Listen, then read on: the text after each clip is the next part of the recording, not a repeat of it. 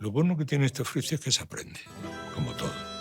Aprendes un poquito, vas diciendo y tal, y luego ya tienes decencia y dices, coño, no puedo hacer esto, que sé que no es del oficio, hombre. No me voy a trampear yo a mí mismo, ¿no? Por el camino se atravesó en mi destino. No, yo era rockero, pero no era tonto. Me dijo, ¿dónde vas tú? Mi tabla de salvación ha sido el querer seguir buscando, el decir, oye, pues otra más, venga, pues otra más. No derrotarme. El diablo dijo, firma abajo, serás un rockstar. Hey.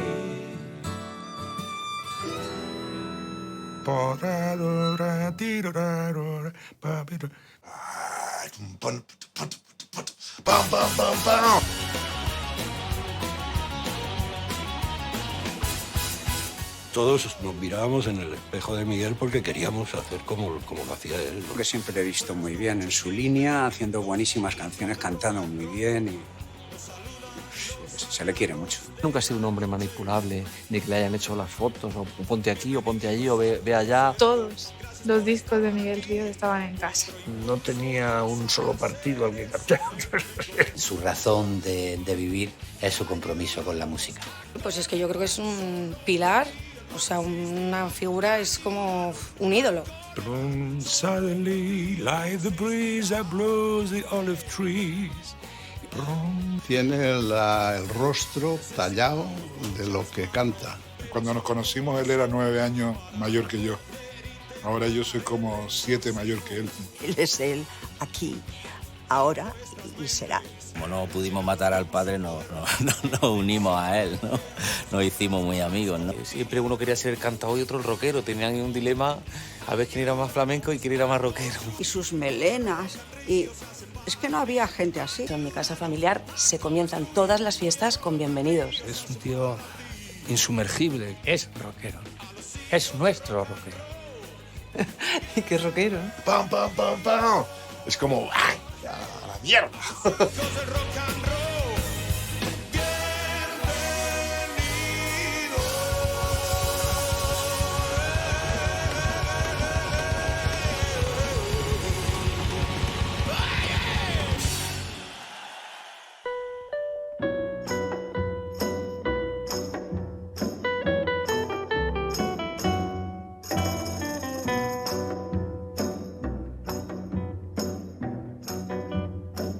Yo noté por primera vez la conmoción que producía el emitir un sonido una tarde de verano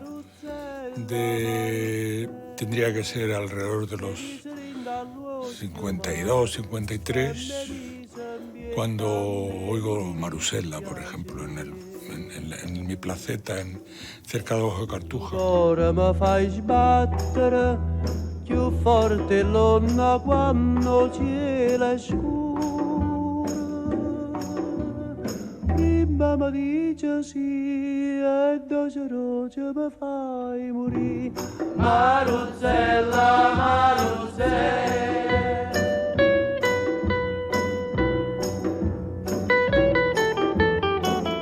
Cuando cantaba de chiquitillo la gente le gustaba y se emocionaba con él, o bueno, veía que les ganaba un poco el favor y le daban una pesetilla, un tal, y no sé qué. Entonces, claro, ahí empezó a decir, ostras, pues...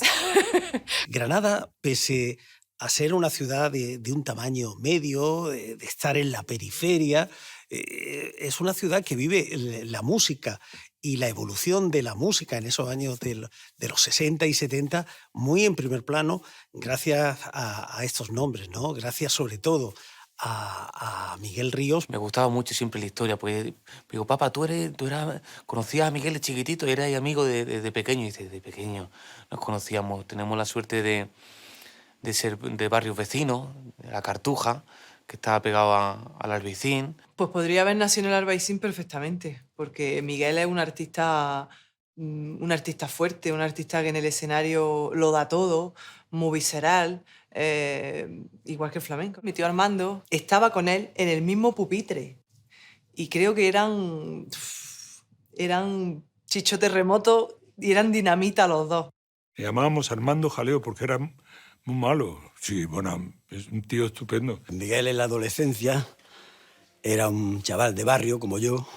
Él era de Cartuja, yo de Plaza Nueva, que tenía un interés enorme por la música, pero dentro de la música por lo que estaba ocurriendo en Estados Unidos. Yo, niño de Granada, conocí el nombre de Miguel desde muy pronto cuando hizo pues, sus canciones como Vuelvo a Granada y cuando se contaban historias en la ciudad. Él trabajó de dependiente en Los Olmedos. Yo entré como aprendiz de todo, ¿no? En todas las secciones, ¿no? Y te mandaban para arriba y para abajo, venga, ríos, arretales, por otro río, ¿ves? Vayas a Popelines, estas cosas. Yo puedo decir, ¿qué hitos has tenido en tu vida que puedas agradecerle a la vida y decir, joder, pues que Olmedo pusiera una sesión de discos, fue como si de pronto me tocara una lotería de un incalculable valor. Nosotros los que éramos niños en los 60 crecimos con sus canciones. Yo recuerdo hacer viaje en el coche de mis padres, cantando a voz en cuello Vuelvo a Granada y El Río y todas las canciones aquellas que marcaron una época. Que hizo del rock algo de mi propia tradición y que vinculó una mirada curiosa sobre el mundo a sus propias raíces de su ciudad, que era Granada. Yo recuerdo aquel día que nos fuimos a bañar. Aquel agua tan fría y tu forma de nadar en el río aquel, tú y yo y el amor que nació de los dos.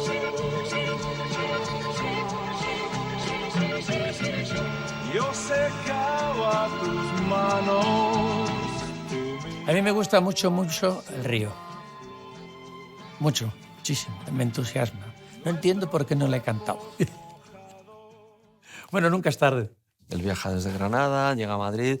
Imaginemos ese Madrid de los años 60, muy diferente, evidentemente, a todos los niveles. Una industria discográfica muy incipiente, muy... no sé qué palabra emplear, ¿no? Y con artistas muy inocentes, con gente que está con la inocencia y que se les toma el pelo, se les bandea, se les... Y Miguel, en ese proceloso mar desconocido, llega ahí, el hombre pone proa al norte, a su norte, y él pa'lante, pa'lante. Dejar que su hijo chiquitillo, con 15, 16 años, se vaya a Madrid, le cosió el billetillo de 1.000 pesetas, con lo que le habría costado a ella ganarse ese dinero, por favor, cuando ya se estableció aquí, aparecía de la nada, por la mañana, para asegurarse de que su hijo estaba bien y que comía bien, no por nada, sino por saber que su hijo estaba bien, y se cogía el tren por la noche y se volvía para Granada. Él de Granada vino un poco crudo, yo siempre se lo he dicho, ¿no? Siempre venía un poco crudo. Y es el calambre eléctrico, ese calambre eléctrico que lo acabó de freírlo, ¿no? De convertirlo en un rockero. Miguel tiene la suerte de aterrizar en Philips, que en ese momento una discográfica muy abierta, muy atenta también a los nuevos valores de la música. Philips era un poco lo que era entonces la música, ¿no? La música se mezclaba todo el tiempo, había gente, estaba Fórmula Quinta y estaba Rafael y estaba Miguel y estaba yo y estaba Paco de Lucía, ¿no?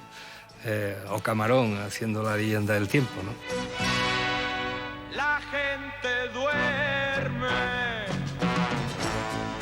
en el vagón, mientras por las ventanas, muy débilmente, se cuela el sol. Vuelvo a Granada, vuelvo a Granada, vuelvo a mi hogar. Entre mi gente encontraré la felicidad.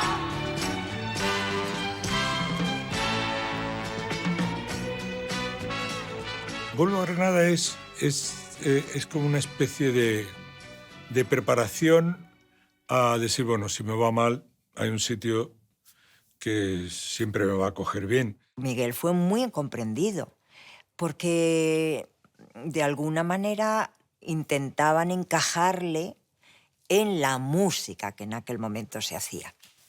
Miguel supongo que en algún momento tragó un poquito, pero siempre... Pero yo podía grabar poquísimas canciones que de verdad me las creyera, porque luego decía, no, mira que ha salido esta, El Anillito, La Pera Madura. Pero decía, pero ¿cómo me va a quedar una canción que se llame La Pera Madura? Pues cantándola. Los primeros 3 discos de Miguel Ríos en Hispavox se escuchan hoy en día con muchísimo agrado. Son 3 ejemplos de un coqueteo con el rock sinfónico a veces, con la música de autor en otros. Yo solo soy un hombre que necesita tu calor. Yo solo soy un hombre, ando luchando por tu amor, porque sin tu cariño solo soy como un niño. En aquella época la palabra libertad era un lujo, yo no lo tomé eso, o sea, yo hubiera hecho lo que me hubieran dicho, yo por quedarme acá a grabar discos, por estar en eso, por no volver a Granada hasta la tienda. En esa época el rock era una cosa como... se miraba como una cosa un poco elitista y las compañías de discos tenían la sensación de que el rock en castellano era una cosa... Y Miguel siempre ha sido un gran baladista, un tremendo baladista. De hecho, todas las casas de discos posteriores siempre han querido que Miguel cante baladas. Y él cada vez más mosqueado y más cabreado porque lo que a él realmente le gustaba era hacer rock and roll. Ha sido de una terquedad absoluta. Sí, él sabe perfectamente que triunfa con las baladas y se empeña en hacer rock todo el tiempo. No se puede ser más terco. El Johnny Cash en la música, ¿no? El Brando en el cine. ¿Pero qué habrá pasado? Esto está vacío. Escucha. Pero un día no canté porque un día comprendí que era falsa mi canción, que la vida... Yo perpetré cine, yo no hice cine. Yo hice 2 películas que son horrorosas las 2. Como actor soy un desastre. La verdad es que nunca nos hemos comparado, ¿no? Porque yo creo que salimos los 2 perdiendo con toda seguridad, ¿no? Miguel era espantoso, yo era espantoso también cuando en las 2 películas que hice, ¿no? Pero Miguel era de una inexpresividad inexplicable, ¿no? Además miraba a cámara todo el tiempo, ¿no? Por favor, señores, síganme. ¿Por qué no lo venden? Vaya pregunta. Podrían solucionarse muchas cosas. El dinero se gasta. Dentro de unos años no tendríamos ni el Goya ni el dinero. Es mejor verlo todos los días. ¿No os parece? Por aquí. ¿Qué les ha parecido la explicación? Obvia. Tengo atracción por la cámara y sabes que en cine es todo lo contrario. Tienes que ignorar la cámara y no puedo. He hecho cameos que ha sido prácticamente imposible que no mire a la cámara. Esperar más. Hombre, te digo una cosa, con lo que yo admiro a la gente que lo hace, o sea, y con lo que yo envidiaría poder ser otro. Son generaciones de otra pasta, son gente de una fuerza, de una capacidad, de una calidad humana y también artística que yo no sé si las generaciones posteriores lo vamos a poder heredar, ¿no?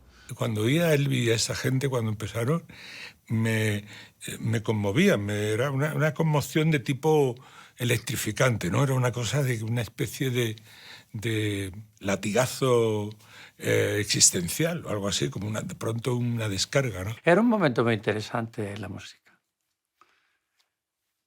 Los 60 y los 70 fueron muy interesantes.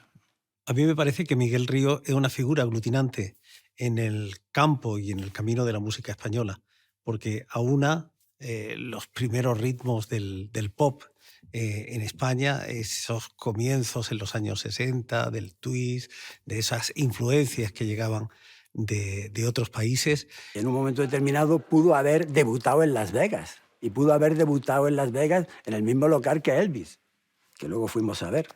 Fernando se desilusionó de Elvis. Y estábamos viendo a Elvis Presley y Elvis decía, Fernando, está gordo. Y entonces todo era, ¡ay! Ya él se iba adelante al escenario, saludaba, daba las manos, le volvían a tirar más bragas. Bueno, y toda la actuación prácticamente fue así. Pero Fernando, por Dios, que hemos venido hasta Las Vegas, tío, Elvis Presley, que me importa una polla. Usted que es Elvis Presley, tío. Pero no se decidió, por las razones que sea, que en fin, que él las sabrá, pero le ofrecieron actuar allí con una banda enorme y maravillosa liderada por Buddy Miles, que era un batería tremendo de la época. Papá, que Las Vegas era horroroso. Las Vegas era la representación de lo contrario a lo que era el himno de alegría y lo contrario a lo que era yo, que yo era flower power. Yo era un hippie en toda regla. Cuando yo estaba con el himno de alegría, que estábamos en Los Ángeles, estaba siendo la eclosión más importante del rock americano.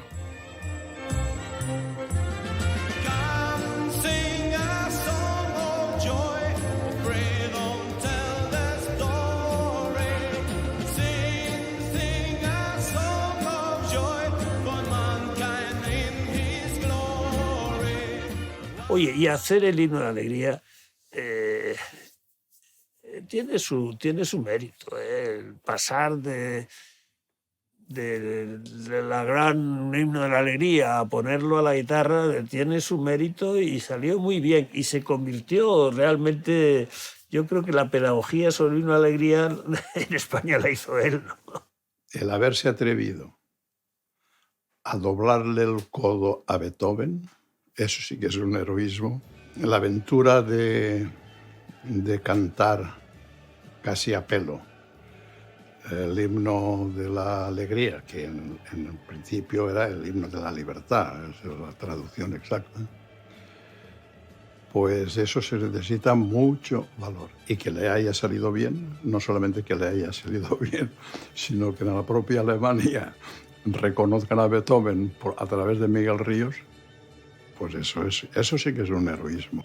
No, es que a nivel mundial, es que Miguel escaló en las listas internacionales.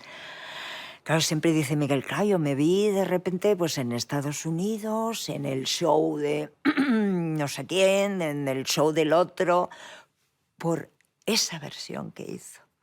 Para Miguel fue un aldabonazo dentro de su carrera porque vendió en todo el mundo y porque fue una grabación muy elaborada. Waldo de los Ríos era un genio y era el alma de Hispavox. Contaban que en el himno de la alegría, por ejemplo, participaron 100 músicos. Pensamos hoy en una producción semejante. ¿Qué artista podría permitirse hoy ese lujo, no?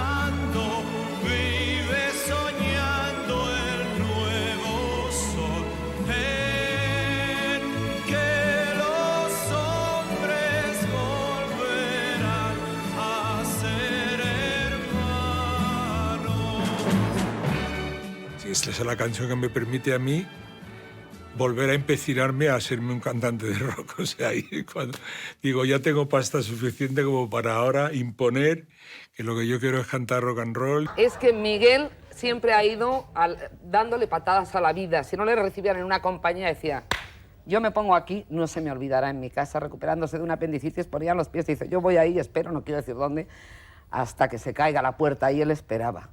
Como me dijo a mí un ejecutivo hace muchos años de una compañía de discos, no somos una entidad benéfica, somos empresas con ánimo absoluto de lucro. Y cuanto más, mejor. Vosotros sois el tornillo. Si el tornillo funciona, encaja bien, si no, otro tornillo. Hay cola de tornillos. Eso yo creo que músicos como Miguel lo han tenido claro desde el principio. Miguel siempre ha discutido mucho con las compañías de discos, ¿no? Tiene poco aguante y entonces yo he visto alguna vez coger por la pechera a una R en una compañía, ¿no? En Philips concretamente. Bueno, en esa época, cuando se grababan, las compañías tenían un control total sobre lo que iban a hacer. Yo había escrito varias cositas así de reflexiones de momento, cuando estaba solo y demás, y se lo enseñé y eso dio lugar a un disco entero, a un LP, que se llamó pues La Huerta Atómica. Hacer ese tipo de música creo que abre la mente de las personas. Yo creo que hacer música progresiva, psicodelia, después pasar a hacer rock y no lo sé, creo que trajo aquí una forma de hacer música que a lo mejor se hacía más fuera y él le dio toda su personalidad y no sé, parece como que enseñó que se podía hacer esa música también aquí y hacerla bien, ¿no? Él quería hacer rock. Entonces hizo una gira, la gira de La Noche Roja. En el cartel estaba Miguel, Triana, Iceberg, Tequila, y metió a Salvador. Entonces fueron como 6 u 8 conciertos, me acuerdo bien. Cuando él sacó al Andaluz, montó una carpa, lo presentó aquí en Granada en una carpa como de circo, aquí en el Paseo del Salón. Y creo que salí de la clase, yo estaba entonces por las tardes, daba clase de arte y oficio. Y salí de clase y me vine al concierto, ese fue el primero que vi. No recuerdo bien el año, pero debía de ser año 78, 79.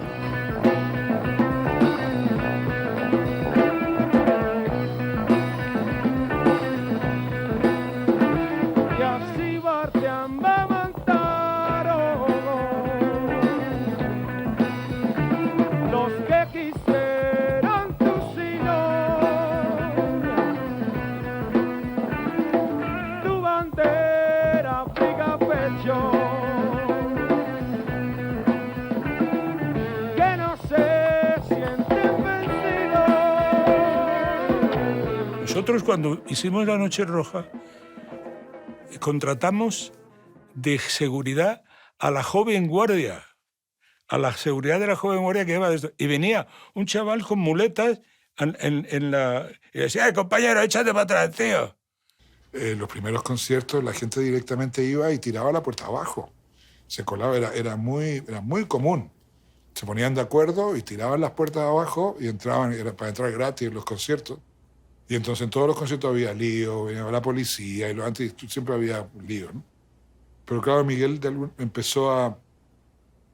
Suena a lo mejor raro, pero sí, es así. Empezó de alguna manera a educar a la gente. Es decir, esto tiene que ser una cosa tranquila, esto tiene que ser diversión, es música.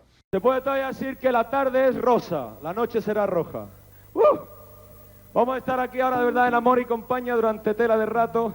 Entonces a mí, como un poco responsable de esto, me gustaría decir que lo debemos de tomar muy relajado y muy bien y que debemos de verdad sentirnos a gusto de estar reflejados unos en los otros y que estáis todos muy guapos y muy bien. Miguel siempre ha tenido fama de ser un tío legal.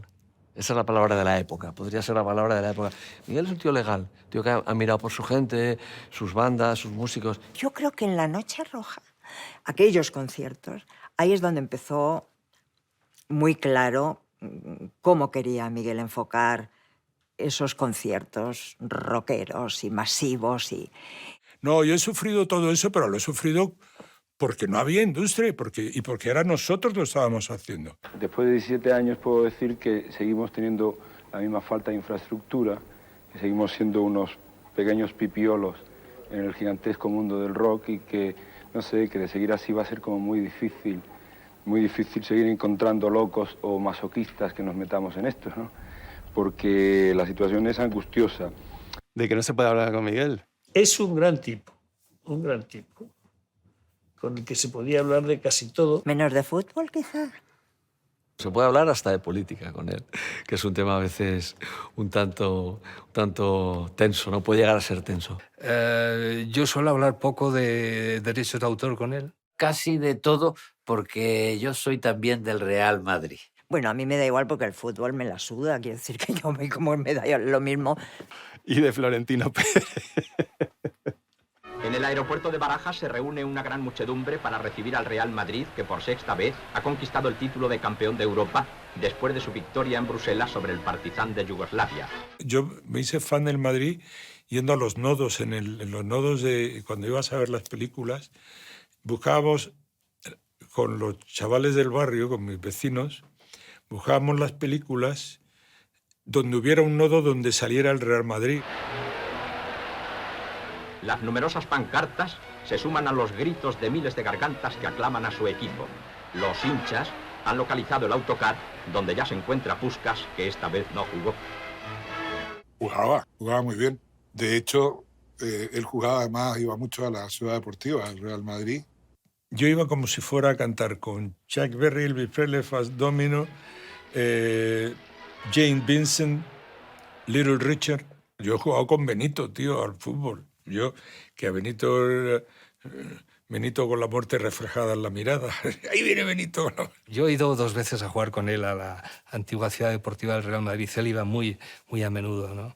Y la verdad es que disfruté muchísimo, ¿no? Porque, bueno, ver ahí a gente que idolatrabas desde niño, ¿no?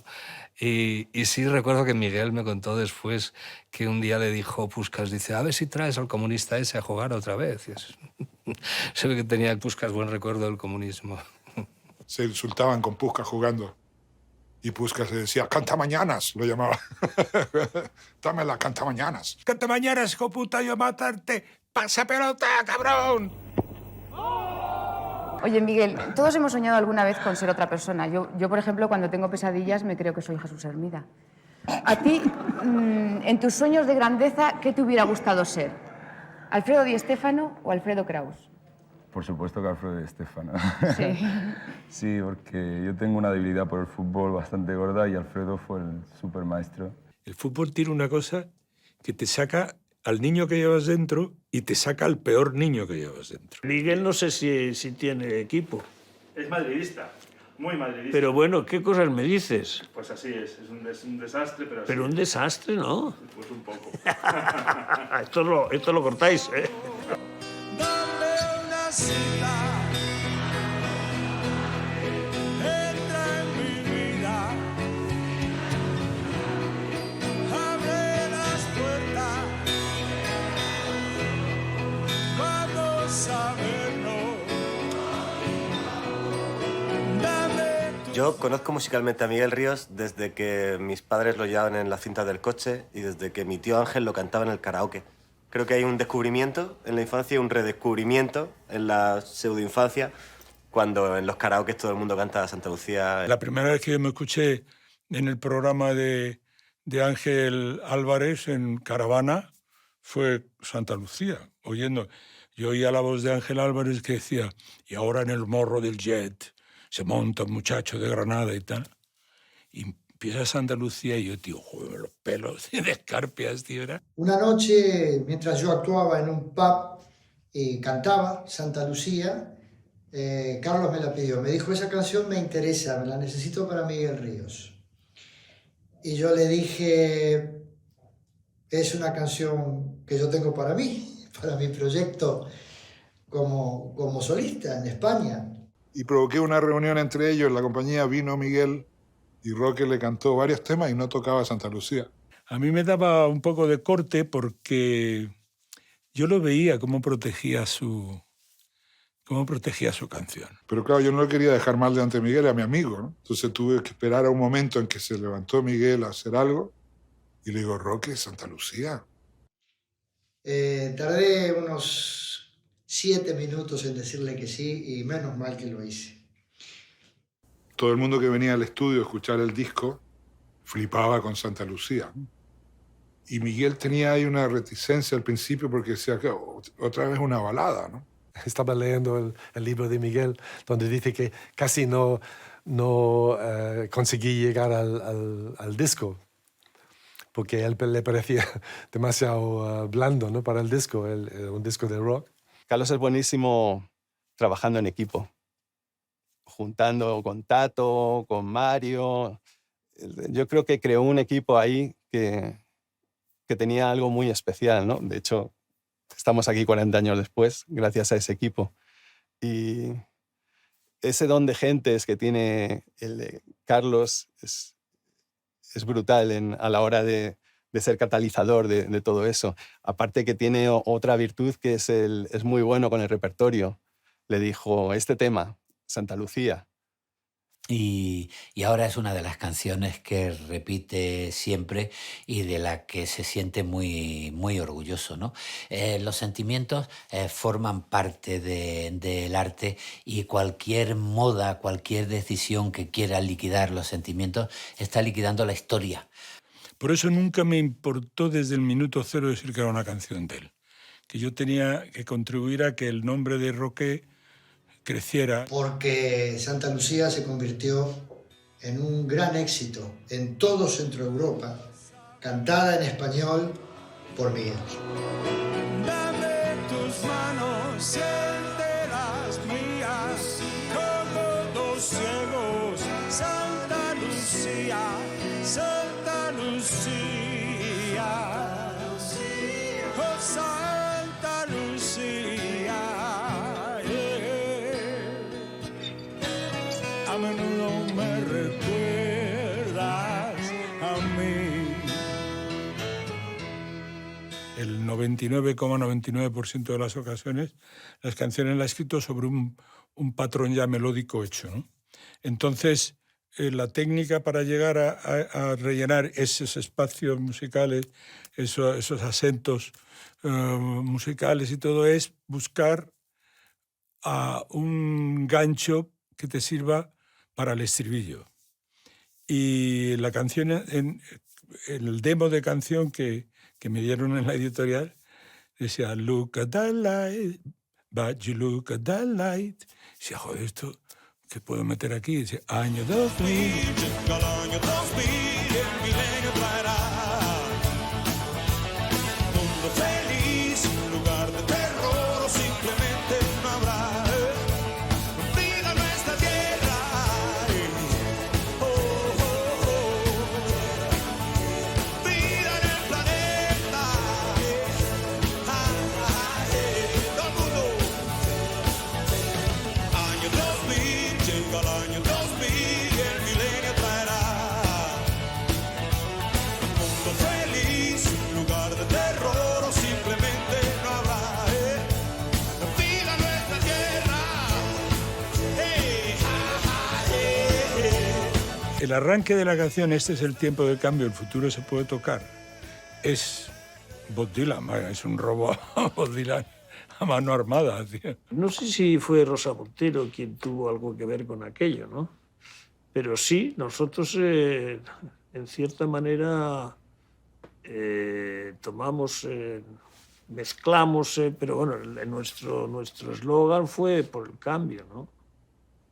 Algo tiene que ver, ¿no? No pagamos royalties.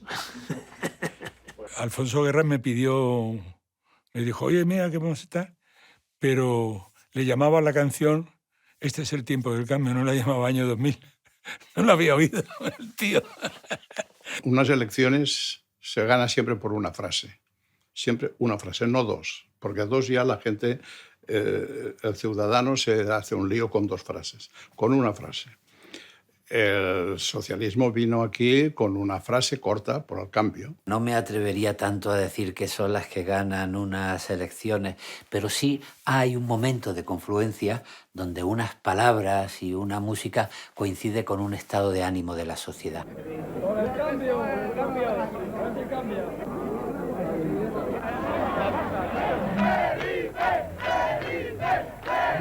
Ganamos las elecciones en el 82, inmediatamente después de un golpe de Estado. Quieto todo el mundo y al suelo. Es decir, el ser humano ha tardado 1 millón de años en ponerse de pie, ¿no? Y que venga un piernas a echarte al suelo a 4 patas, pues era indignante.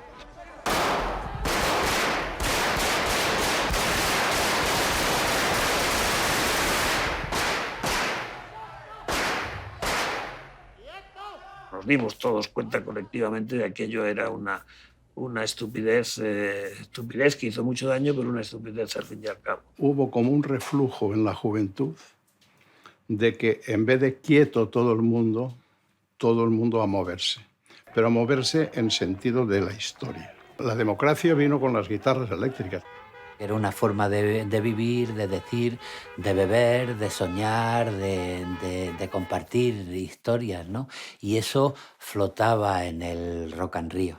Estás en la generación límite y ya no hay rastro de los viejos sueños. Estás en la generación límite y ya no hay rastro de los viejos sueños. El Rock and Rio no hubiera tenido la importancia que tuvo si no hubiera sido en ese momento determinado de la historia del país, de la historia del estado de ánimo de la sociedad. Y era la primera vez que todo el sur, todos los polígonos, todo el extrarradio se precipitó con las motos, con las chupas de cuero duro. Y era como la fiesta estaba en las gradas. Pero realmente el éxtasis fue descubrir el Rock and Rio, ese Bienvenidos. Eso era como, bueno, pues era una sensación como de, también como de comunitaria, ¿no? De libertad, era una sensación anímica, emocional. No era solamente música, era una especie como de esperanza que traía él. Ayúdanos a construir, hoy el Rock and Rio se hace para ti. Ayúdanos a construir, hoy el Rock and Rio se hace para ti. A los hijos del rock and roll, bienvenidos. Hey. Bienvenidos.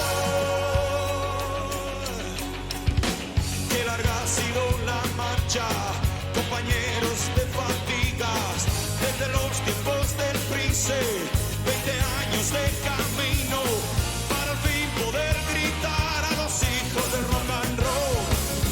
Bienvenidos, hey. Bienvenidos, hey.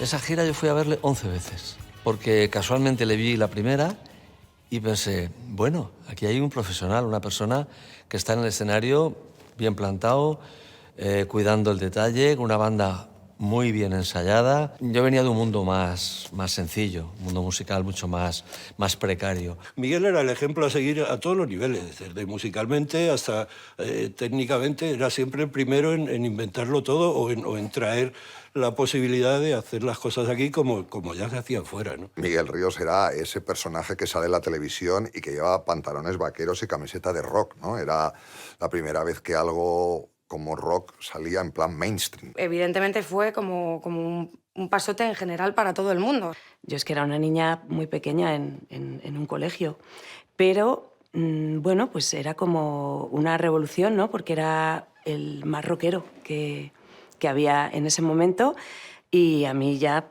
me parecía una maravilla. Y me llamaba la atención ver a ese Miguel Ríos, ¿no? Del Rock and Ríos, convertido en una estrella que por primera vez podía comparar con aquellas estrellas grandes que escuchaban mis hermanos, ya fuese Bob Dylan, los Rolling Stones o cosas así, porque hasta entonces en mi casa las referencias que había tenido eran Joan Manuel Serrat, Glamour 0, Lluís Llach, Glamour -2, gente que no transmitía un glamour, digamos, sobre el escenario, un espectáculo de rock and roll, ¿no? Qué pepinazo, ¿no? Siempre se persigue, cuando te dediques a esto, siempre se persigue hacer una buena canción, un buen disco, una buena gira. Yo creo que lo consiguió todo en eso, ¿no? Estamos celebrándolo y muy merecido. Miguel, enhorabuena por ese disco y por toda la carrera, ¿no? Aquello fue el inicio de la expansión profesional del rock and roll en España, ¿no? El Rock and Rio, Miguel entra en una etapa de estabilidad perfecta para él en todos los sentidos, económica, artística, ¿no? Con su propia fuerza lo hará.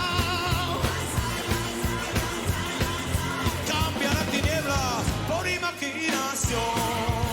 ¡Hey!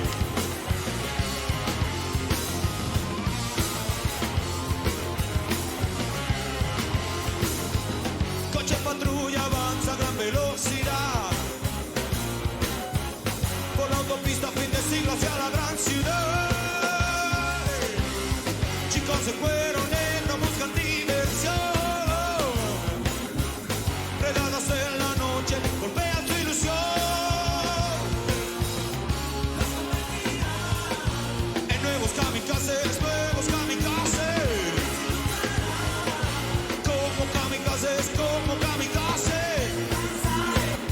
ya empezamos haciendo un poco algo que era un poco locura o insanía, hacerlo ensayando 9 días. Qué valientes, qué suicidas casi, ¿no?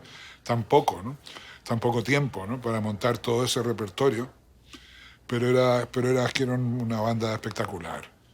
Intentamos grabar un disco en doble con una banda nueva, básicamente, porque formado por muchos músicos que nunca tocábamos juntos antes. Normalmente los discos en directo se graban ya cuando viene todo rodado. Esto no había habido una gira. Se grabó en 2 días y lo mezclamos en 4. Nunca pensaba que iba a ser tan exitoso. Estaban los hados de nuestra parte porque, ya te digo, sacarlo fue un... Bueno, yo lo hicieron porque no sabía que era imposible. Todavía me reafirmo en esa sentencia, ese aforismo. Es un disco bastante fundamental de la historia de España. Y en la última cara, que tiene hasta 11 canciones, había una especie de medley donde Miguel daba de alguna manera pase y altavoz a unas bandas nuevas que venían detrás de él y que han terminado siendo historia, ¿no? O sea, hacía una versión de Topo, hacía una versión de Burning, hacía una versión de Morris, hacía una versión de Leño, en Maneras de Vivir. Lo de Miguel era muy fuerte, la aceptación popular era brutal. Yo creo que ha sido el artista que más ha influenciado a las siguientes generaciones. Que no te quepa duda. De hecho, en el Rock and Rio grabó un trocito de Manera de Vivir, y ese trocito de Manera de Vivir, al cabo de unos años, había generado más derechos de autor que los discos que habíamos vendido Los Leños en toda la historia. O sea que con eso te lo digo todo, ¿no? Sí, yo creo que Miguel nos dio a conocer a Los Leños a nivel popular, ¿no? Soy hijo de muchas canciones, de muchos discos, pero de Rock and Rio, evidentísimamente. Me permitió otra vez más darme años de cuerda, tío, que yo es lo que quería, lo que he querido toda mi vida. ¡Un caballo llamado Un caballo llamado Muerte. Y claro, Miguel estaba haciendo, bueno, estaba testimoniando un horror que estaba ocurriendo en todo el país, bueno, en realidad en bastantes de los países occidentales, ¿no? Como fue toda la pandemia de la heroína, ¿no? Y hasta que entiendes con 13 años un caballo llamado Muerte, pues tuvieron que pasar 4 para decir, ahí va lo que estoy cantando. Ay, caballo, tío. Prácticamente no se hablaba mucho de esa historia, pero todos sabíamos de qué se trataba. Y la sufríamos, ¿no? O las llegamos a sufrir muy, muy cerca de todos nosotros. Y bueno, fue un ejemplo de que las cosas no son lo que parecían ser, ¿no? Luego vino el de la guadaña o la de la guadaña y nos hizo comprender dónde estábamos a cada uno. Todo estaba tergiversado, manipulado desde el poder, desde el poder en primer lugar, desde la desinformación, desde la moral, todo eso. Y claro, la gente empezó a caer en la heroína de una forma absolutamente imbécil, porque creían que era lo mismo que cualquier otra cosa.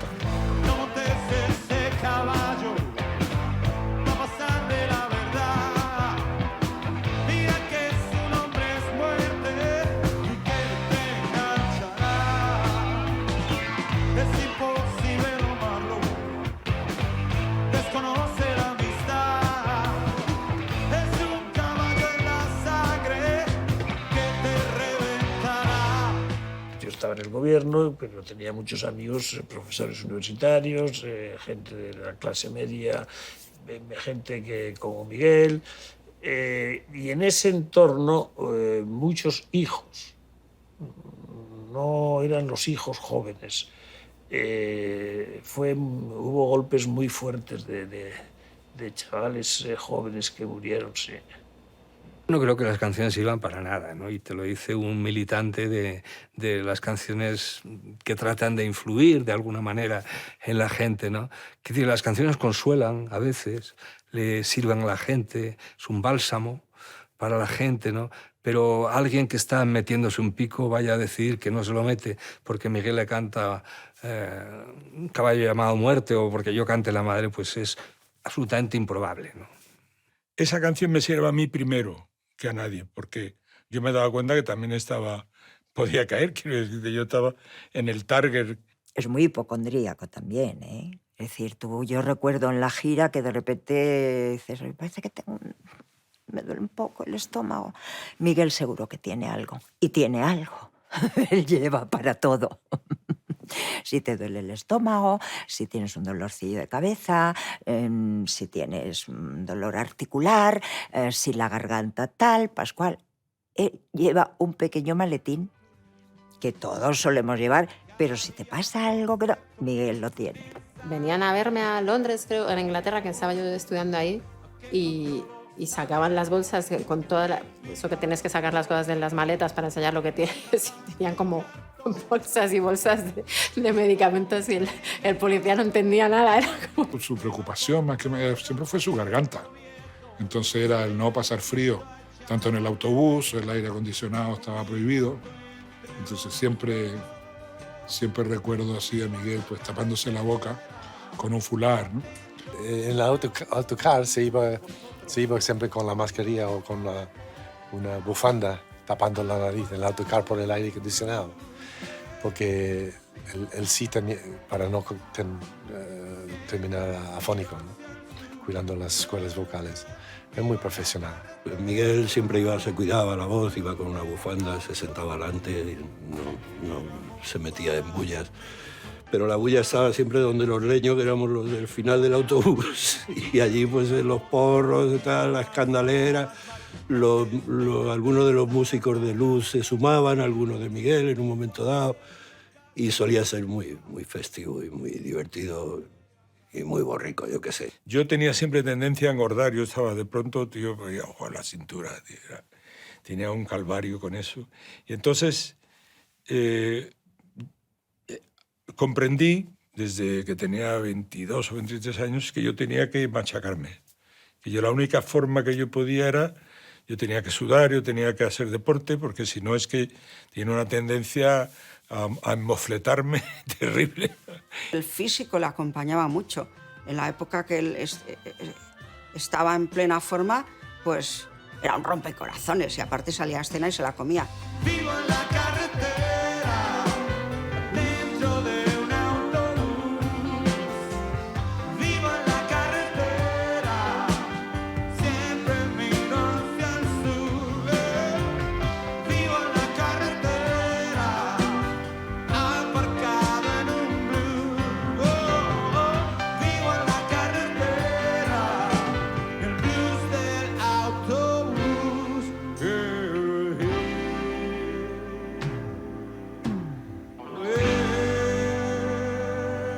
O sea, ese verano no existía el Rock and Ríos y yo ya estaba contratado, conciertos de 45 minutos, estaba contratado en todas las ferias de España.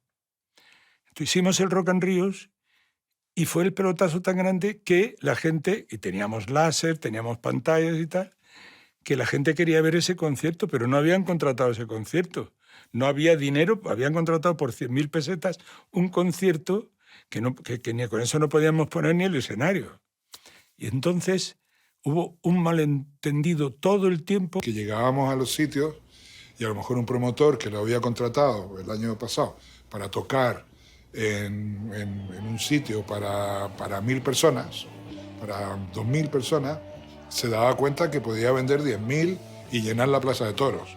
Entonces cambiaba el concierto de sitio y claro, y nosotros llegábamos allí con nuestro equipo para tocar para 1.000 personas a una Plaza de Toros con 10.000.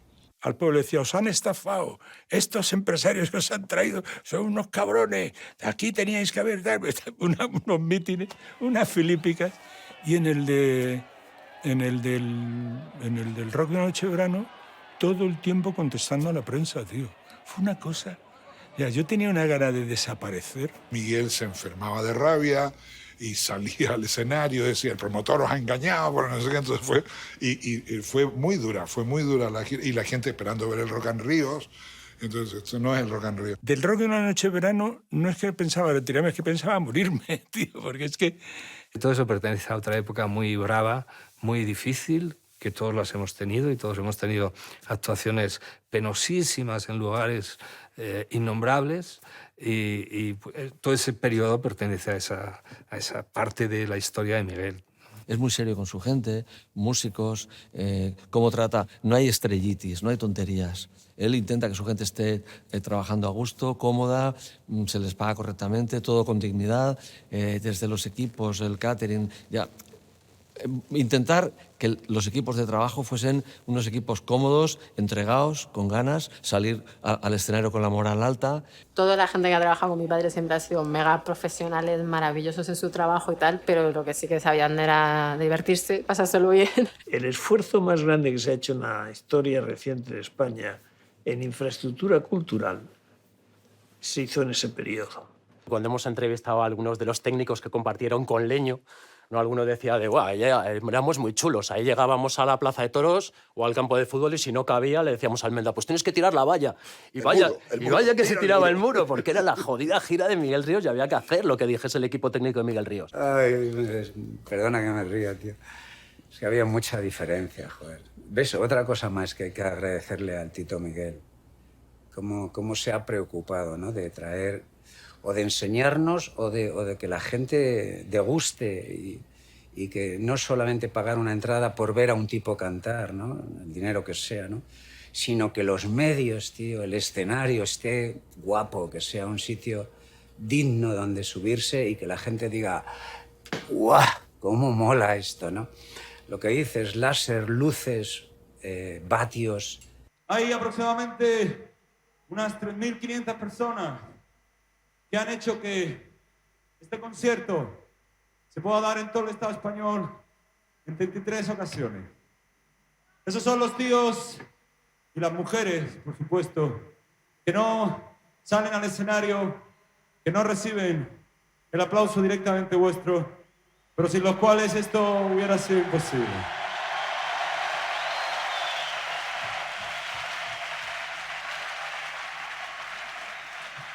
Son las gentes del vídeo, son las gentes de las luces, del sonido. Son seres anónimos que han currado, pero mucho, mucho, mucho para traeros este espectáculo que creo que tiene una dignidad que vosotros os merecéis. Yo después hice un disco cojonudo, creo yo, que se llama La Encrucijada.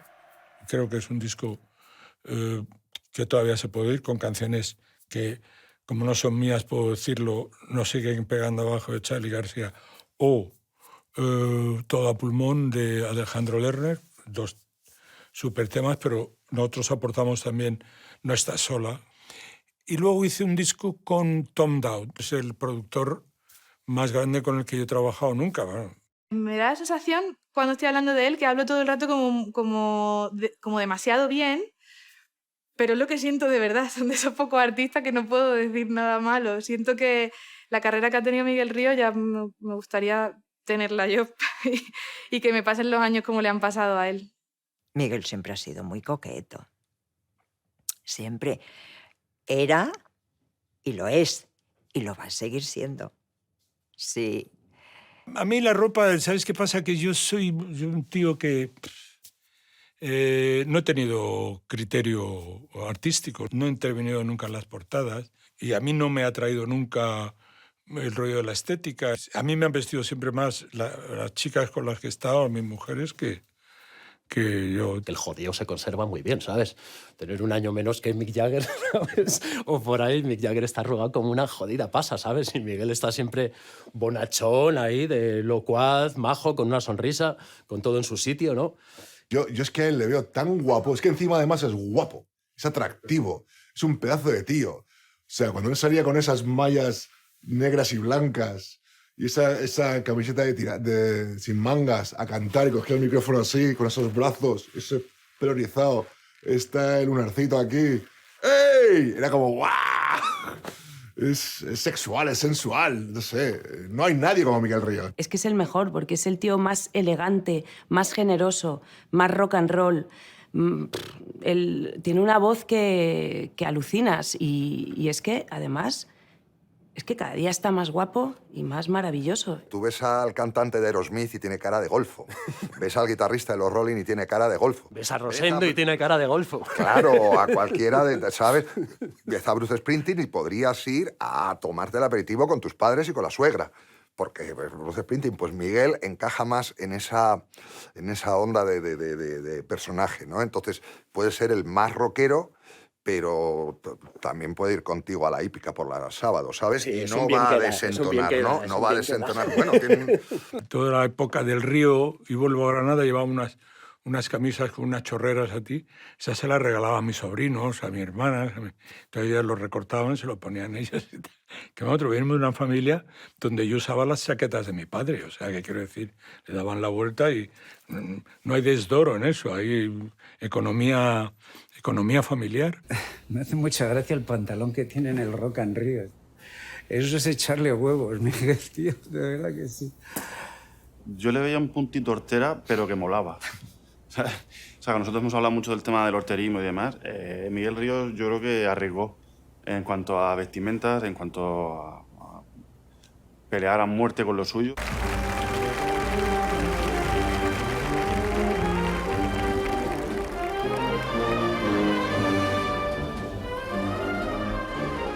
Yo me he temido lo peor en todas las giras porque tengo esa conciencia. Estoy educado en un colegio de salesianos, la culpa, el miedo, ese tipo de rollos, se notaba, me abandonaba en la vida. Pero el rollo de lo olía un poco más. Fuimos literalmente girando.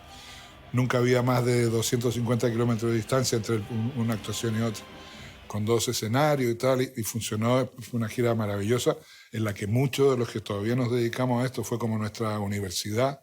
Se notaba que estaban muy ensayados, que las luces estaban muy medidas, muy ensayadas, los camiones. Si hacen falta 4 camiones, pues llevamos 4 y hasta 4 y medio, no 3, para apretar y para llevarlos. O sea, yo creo que en eso él ha sido muy honesto. Del rock en el ruedo aprendí a no lamentarme. Sí, había una frase del padre de Maciel, que fue mi manager mucho tiempo, que decía: jugar y perder, callar y pagar. Y entonces, pues nada, pagó.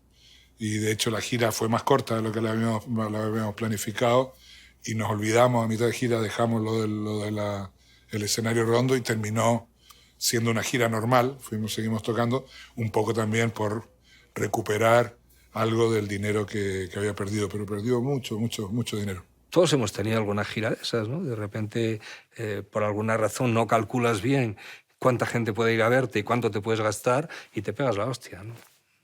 Este oficio está lleno de altibajos para la inmensa mayoría. Solo hay gente prodigiosa que no ha tenido altibajos, ¿no? Él es puro fuego en escena. Y eso, fíjate que yo lo he comprobado en algunos conciertos compartidos por amigos, como en la gira que hicieron Serrat, Víctor y Ana. Todo muy bien, pura amistad. Pero a la hora de subir al escenario, la pasión y la carne de Miguel es quedarse con el escenario e invadirlo todo, ¿no? Se convirtieron en unos meses tan ricos de todo. Primero de experiencia musical, todo lo que fue aquello, y luego de convivencia entre nosotros.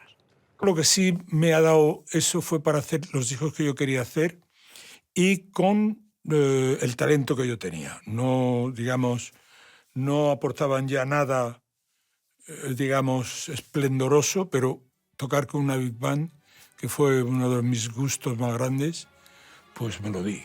Tocar con una orquesta sinfónica, pues me la di también.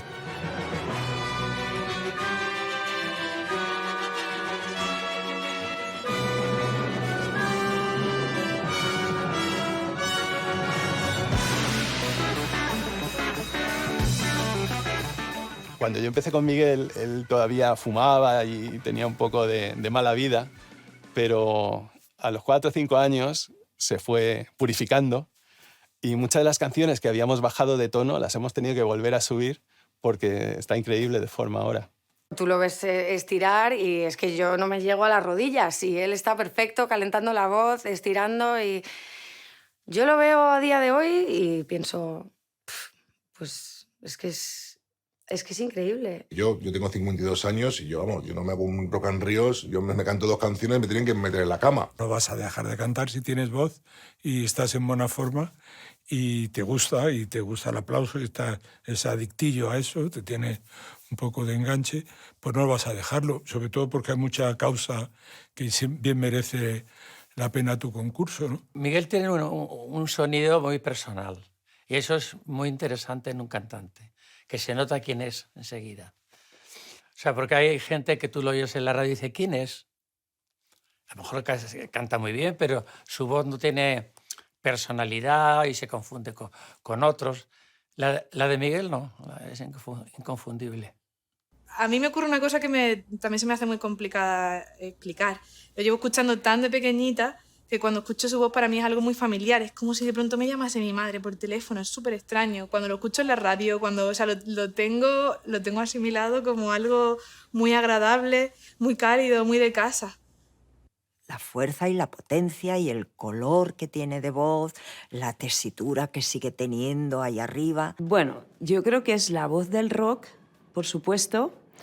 Pero es que, por lo que decía también en su último disco, es una delicia escucharle cantar, por cómo frasea también, por cómo cuenta la historia. La claridad de la voz, la presencia, la fuerza, la gravedad, también el agudo, las tonalidades, los detalles, el matiz. Está es tan rica esa voz. Miguel Ríos. This man sings a song called Viene y Luego Va. It is a cover version of my song. And when I heard this, I was so moved, I was brought to tears. It was sent to me by a friend named Javier. And I thought I was listening to a young man singing this song, and I thought, wow, this kid is really good. And it's Miguel. My love to you. Como canta como Dios, puede cantar cualquier cosa, baladas o rock, lo que quiera. Da igual lo que cante, puede cantar una sardana y va a ser rock and roll. Yo creo que si hubiese sido flamenco, guitarrista, cantador, yo creo que se hubiese asemejado mucho a nosotros, ¿no? A los Morente. Igual que mi padre, que creo que una de las facetas más rockeras de mi padre y de la influencia más rockera de Enrique Morente viene a través de su amistad con su paisano y amigo Miguel Ríos, claro. Enrique Morente era un tío sabio, era una persona brutal. Enrique Morente era tan sabio que sabía que donde mejor funcionaba él era con los públicos de rock. Adiós, amigos.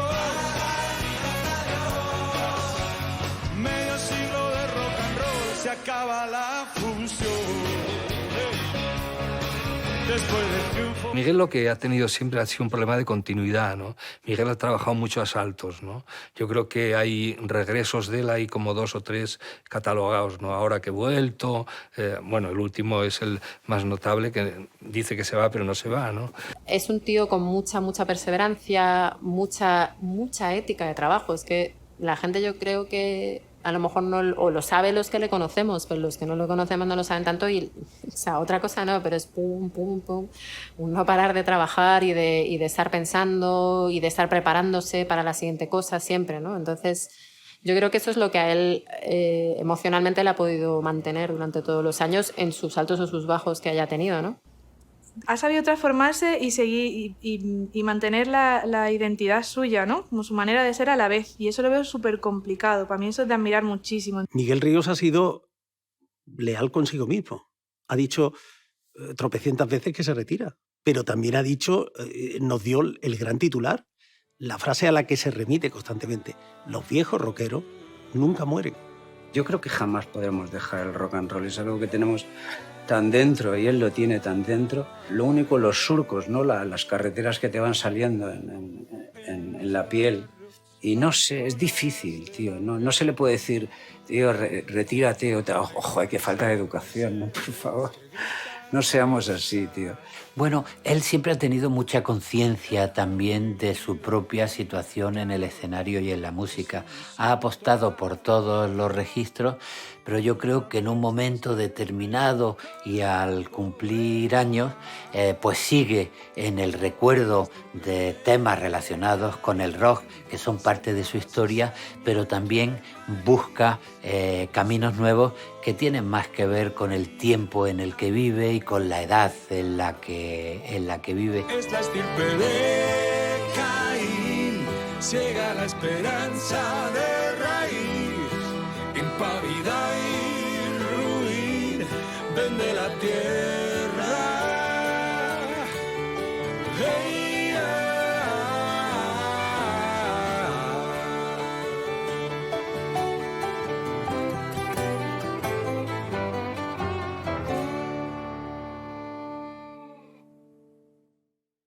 Pre-Beatle, yo creo que Miguel es el único que ha mantenido la llama, ¿no? Y que se ha mantenido fiel a unos presupuestos estilísticos, ¿no? Que no se ha ido por otros derroteros, afortunadamente. Alguien que abrió las dimensiones de mi identidad, como decía al principio, que hizo del rock algo de mi propia tradición y que vinculó una mirada curiosa sobre el mundo a sus propias raíces de su ciudad, que era Granada. Y su manera de volver a Granada fue volver con un equipaje que traía cosas del resto del planeta. Ya ha dedicado una vida entera al rock and roll y ya para mí con ser eso ya es un propio superhéroe sin capa, pero es un propio superhéroe en sí. Vamos a ponerle a Miguel, aparte de ser solo comparable consigo mismo, pero por ponernos así muy históricos, con Ulises. No con el Ulises de Joyce, sino con el Ulises de Homero, ¿no? Y con todas esas pruebas que uno tiene que ir realizando hasta conseguir llegar a esto, ¿no? A que te hagan un documental o una serie. Y este señor pues va a hacer un concierto, va a homenajear los 40 años del Rock and Ríos, ¿no? Me parece extraordinario. Y yo sé que eso va a ser un verdadero éxtasis comunal, o sea, por el amor que tiene el público a Miguel y lo que significa Miguel y lo que significa ese disco en nuestras vidas. Hay muchísima gente que me ha contado que el primer concierto que fueron fue ese, que el primer disco que se compraron fue ese, y yo creo que a la gente, aparte que se lo van a pasar de puta madre, que es lo que hay que hacer cuando vas a un concierto, aparte es volver a vivir esas vivencias, ¿no? Que esas memorias que tienes de haber ido a ese primer concierto, tiene que ser una pasada.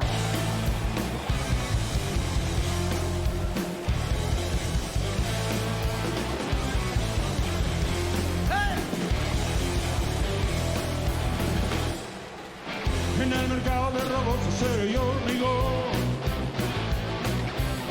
la máquina que piensa escupe esta canción, Cerebros programados hacen el amor, pero alguien en la calle siempre dirá no, no, no. En un kamikaze, en un kamikaze, Como un kamikaze, con su propia fuerza lara. cambia las tinieblas por imaginación. Todo esto que estuve haciendo durante toda mi vida me pudo llevar a cotas que probablemente al chaval que nació que salió de Granada nunca hubiera pensado que iba a tocar siquiera. Porque no es que no lo hubiera pensado, es que no estaba dentro de las coordenadas de esas posibilidades, ¿no? Bienvenido, gloria inmortal. Si firmas el contrato, cantarás como Dios. Solo hay que cumplir la cláusula especial del final. Tienes que volver al cruce de caminos donde hoy te encontré y te enrolarás en la mitad del gran Satanás.